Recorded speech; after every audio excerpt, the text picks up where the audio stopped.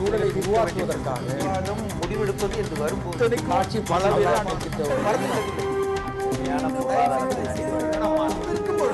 எதிர்த்து பேசிட்டு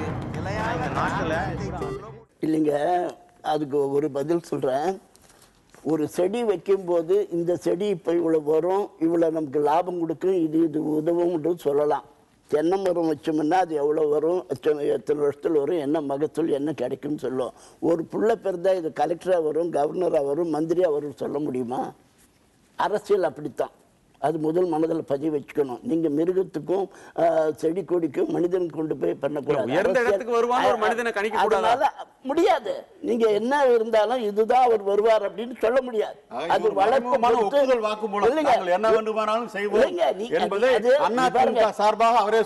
அவருக்கு தெரிந்ததை அவர் பேசுறாரு, எனக்கு தெரிந்ததை நான் பேசுறேன். அது சரி தவறு எடை போட்டு மக்களுக்கு தெரியும்படி விஷயங்கள் இப்ப வந்து மக்களுக்கு மிக தெளிவாக தெரியும்.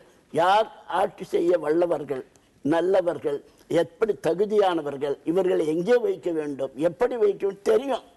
கம்யூனிஸ்ட் பற்றி அவர் என்ன சொல்றாரு, நான் கம்யூனிஸ்ட்ல இருந்து வந்தவன் தான். டாக்டர் தெய்வம் வந்து எனக்கு குருவா இருந்தவர். நான் ஜீவா அவர்களோடு சேர்ந்து ராஜாஜி அவர்களை எதிர்த்து பாட்டு பாடி 2 பேரும் தெருமுனை பிரச்சாரம் பண்ணுவாங்க. அதெல்லாம் எங்களுக்கு தெரியும்.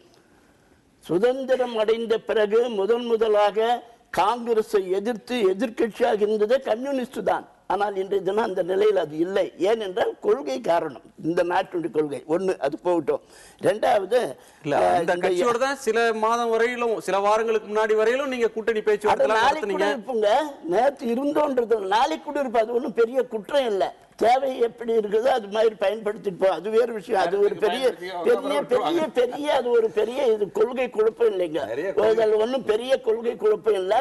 இதெல்லாம் இவங்க மற்றவங்க வந்து அண்டர்ஸ்டுட்ல இருப்பாங்க, நாங்க அண்டர்ஸ்டாண்ட்ல இருப்போம். அவ்வளவுதான். நாங்க வெளிப்படையா சொல்லி ஒன்று செய்வோம், அவங்க வெளிப்படையா சொல்லாம சூழ்நிலை சந்தர்ப்பம் எதையோ சொல்லுவாங்க.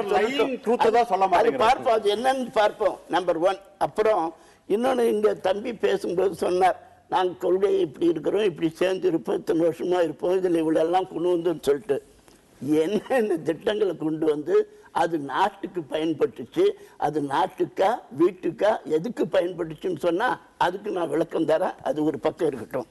மூன்றாவதாக ஒன்று சொன்னார், அவை ஒரு நம்முடைய காக்கிக்கு தன் குஞ்சு பொன் குஞ்சுன்ற மாதிரி கோபண்ணா அவர்கள் இப்பொழுது இருக்கின்ற அரசியலில் காங்கிரஸ் கட்சி இந்த நேரத்தில் நடந்துக்கிற முறையை பற்றி சொல்லிட்டு வந்தால் தான் அங்கே தனியாக இருக்கிறதுல இப்படி அப்படின்ற சொன்னார். இன்றைய சூழ்நிலையில் இந்திய துணைக்கண்டத்தில் தேசியம் என்பது ஒரு மாயை என்ற நிலையிலே போய்விட்டது.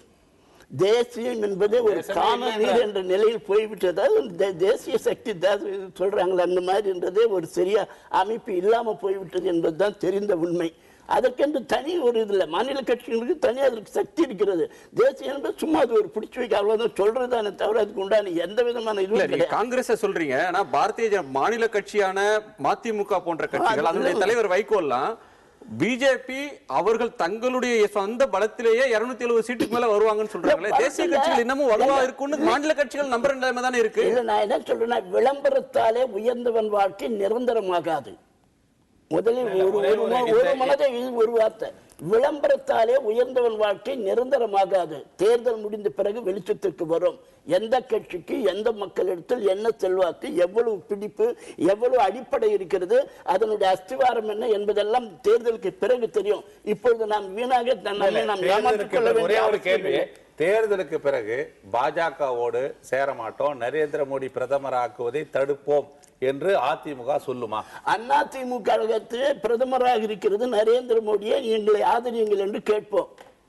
அதிமுகவின் பிரதமர் வேட்பாளரை ஆதரியுங்கள் என்று பிஜேபி அதிமுக கேட்க போகிறது. இல்ல, இது உங்களுடைய சொந்த கருத்தா?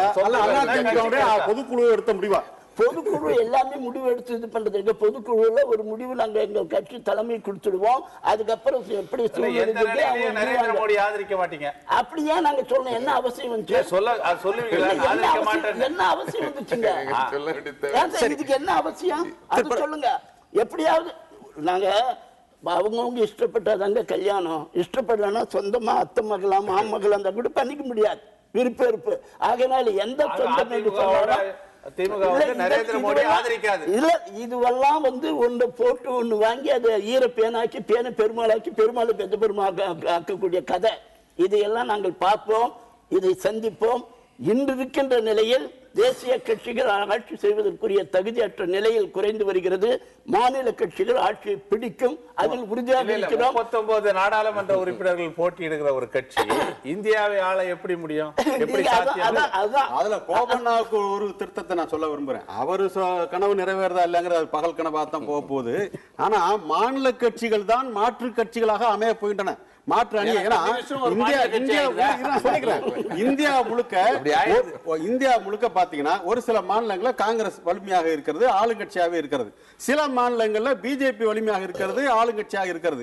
மீதி மாநிலங்கள் எல்லாம் இந்த மாற்று கட்சி என்று சொல்கிறார்களே, மாநில கட்சி என்று சொல்கிறார்களே, அந்த மாநில கட்சிகள் தான் வலிமையாக இருக்கின்றன. பீகார்ல இருந்து தமிழ்நாடு வரைக்கும் இந்த கட்சிகளை அணி அமைக்கிற எங்க எல்லா இடத்துலயும் இருக்காங்க கம்யூனிஸ்ட். நான் சொல்லி முடிச்சுக்கிறேன். ஆக இந்த மாற்று கட்சிகள் மாநிலங்களில் வலிமையாக இருக்கிற கட்சிகள் எல்லாம் தங்களுக்குள்ளே ஒரு அணியை அமைக்கிற போது அவர் நிச்சயமாக ஒரு மாற்று ஆட்சியையும் அமைக்க முடியும். அதான் அண்ணா அவர் கரெக்டா நம்ம வழியில் சுமந்துட்டாரு.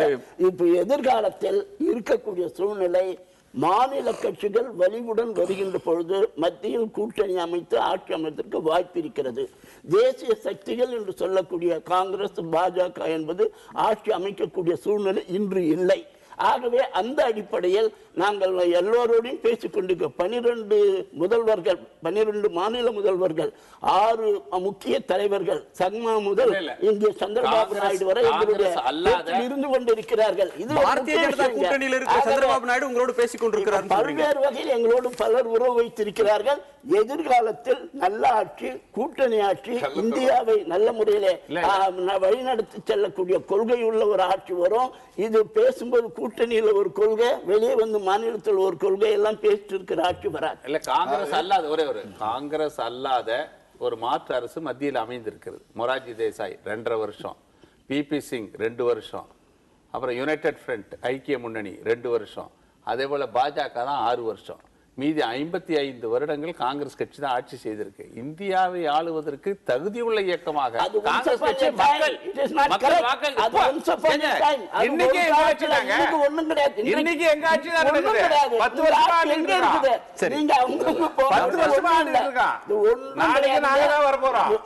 நாளைக்கு நாங்க தாங்க வர போறோம். கனவு காண அனைவருக்கும் உரிமை உண்டு. மக்கள் திரும்ப காங்கிரஸை நம்பி இருக்கிறார்கள் என்பது உண்மை. நான் ஒப்புக்கொள்ற வரலாற்றுல நடந்திருக்கு. ஆனா நம்பிய மக்களை திரும்ப திரும்ப கைவிட்டார்கள் என்பது உண்மை. இன்றைக்கு அந்த கோபத்தை அது உங்களுடைய மதிப்பீடு. மாநில கட்சிகள் சேர்ந்து உரிமை கொண்டாட போகிறார்கள், கூட்டாட்சி அமைக்க போகிறார்கள் என்கிற வாதம் முன்வைக்கிற ஒரு காட்சியை பார்க்கிறோம். கடந்த காலத்துல மாநில கட்சிகளும் மாநில நலனில் அக்கறை உள்ள தேசிய கட்சிகளும் சரி. கடந்த காலங்களில் இப்படியான முயற்சிகள் நடக்கிற போதெல்லாம் திமுக என்பது மாநில உரிமைகளை பேசக்கூடிய ஒரு கூட்டமைப்புல ஜனதாதளம் போன்ற கட்சிகளோடு, கம்யூனிஸ்ட் போன்ற கட்சிகளோடு இருந்த காட்சியை தான் பார்த்திருக்கோம். ஒரு மத்திய ஐக்கிய முன்னணி ஆட்சி ஆனாலும் சரி, விபி சிங் தலைமையிலான தேசிய முன்னணி ஆட்சி அமைச்ச போதும் அதுல ஒரு அச்சாணியாக அந்த அமைப்பு இருந்தது. ஆனால் இன்றைக்கு உங்களால் அந்த மாநில உரிமை சார்ந்த அமைப்புகள், மாநில கட்சிகளுடனான கூட்டமைப்பு அப்படின்ற ஒன்றுல இருந்து விலகி சென்று நாங்க இங்க போட்டிடுறோம், எதிர்காலத்துல காங்கிரஸோட போலாம் அப்படின்ற ஒரு மனநிலை தானே திமுக இருக்கிற மாதிரி தெரியல. இல்ல, நீங்க தான் அதை உருவாக்குறீங்களே தவிர எங்களுடைய கொள்கையை பொறுத்தவரையில நாங்க தெளிவா இருக்கோம். தமிழகத்தை பொறுத்த நாங்க அகில இந்திய கட்சியெல்லாம் கிடையாது. நாங்க அகில இந்திய கட்சியெல்லாம் சொல்ல வரல. ஆனா நாங்கள் தேசியத்தை நாங்கள் குறைவாக மதிப்பிடுவதில்லை. நாங்கள் தேசிய உணர்வு எங்களுக்கு உண்டு. ஆகவே இந்த தேர்தலை பொறுத்தவரை 39 தொகுதிகள் தமிழ்நாட்டிலும், பாண்டிச்சேரி ஒரு இடத்துல 40 தொகுதியிலும் எங்களுடைய கூட்டணி நிற்கிறது. கூட்டணி நிற்பதால் நாங்கள் தான் ஆட்சிக்கு வருவோம், நாங்கள் தான் பிரதமராகணும் என்று நாங்கள் ஒருபொழுதும் சொல்லவில்லை. எங்களுக்கு வாக்களித்தால் தமிழ்நாட்டினுடைய உரிமைகளை நாங்கள் மீட்டெடுப்போம். இப்பொழுது அண்ணன் கோபனா சொல்லையில சொன்னார்ல, ஒண்ணுமே இல்லாம ஒரு வருஷத்துல வெளியே ஒண்ணுமே இல்லாம வரல. ஈழ பிரச்சனையில் எங்களுக்கு ஏற்பட்ட காயம், எங்களை நம்ப வைத்து ஏமாற்றி அந்த காயத்துல இருந்த நாங்க அந்த ரணம் எங்களுக்கு ஆறல. 1000 இருந்தாலும் எங்களுக்கு அந்த சரி மீண்டும் ஆதரிக்கிறோம் சொல்றீங்களே. மீண்டும் ஆதரிக்க நாங்க எங்க சொன்னோம்? நீங்க ஊடகங்கள் தான் இன்னும் சொல்லிக்கிட்டு இருக்க தவிர நாங்க சொல்லல. பாரதிய ஜனதாவோட காங்கிரஸோட எந்த காலத்தில் நாங்கள் கூட்டணி சேரப்போவதில்லை என்பதை பொதுக்குழு செயற்குழு தீர்மானம் போட்டாச்சு. நாங்க அதன்படி தனியாக நாங்க எலெக்ஷனை சந்திக்கிறோம். எங்களோடு விடுதலை சிறுத்தைகள் இருக்கிறார்கள், எங்களோடு இந்திய யூனியன் முஸ்லீம் லீக் இருக்கிறது, எங்களோடு மனிதநேய மக்கள் கட்சி இருக்கிறது, எங்களோடு புதிய தமிழகம் இருக்கிறது. நாங்கள் இவர்களோடு கூட்டணி சேர்ந்து பாராளுமன்ற தேர்தலை சந்திக்கிறோம். ஆனால் நாங்கள் காங்கிரஸை இவர்தான் பிரதமரா ஆக்குவோம் என்று நாங்கள் எந்த கோரிக்கையும் நாங்கள் வைக்கவில்லை. இவர்களை அடையாளம் காட்டி நாங்கள் தேர்தலில் சந்திக்கவில்லை. நாங்கள் யாரை அடையாளம் காட்டுகிறாரோ அவர்தான் பிரதமர் ஆகக்கூடிய வாய்ப்பு இருப்பதைத்தான் நாங்கள் சொல்கிறோமே தவிர நாங்கள் அன்று அதாவது மதவாதத்திற்கு எதிரான ஒரு நிலைப்பாடு கண்டிப்பாக எடுப்போம். சரி, ஒரு சிறிய இடைவேளைக்கு பிறகு பேசலாம். ஒரு சிறிய இடைவேளைக்கு பிறகு நேர்பட பேசு தொடரும்.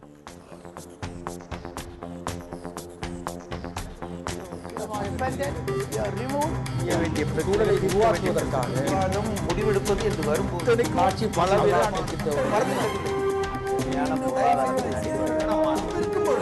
எதிர்த்து பேசிட்டு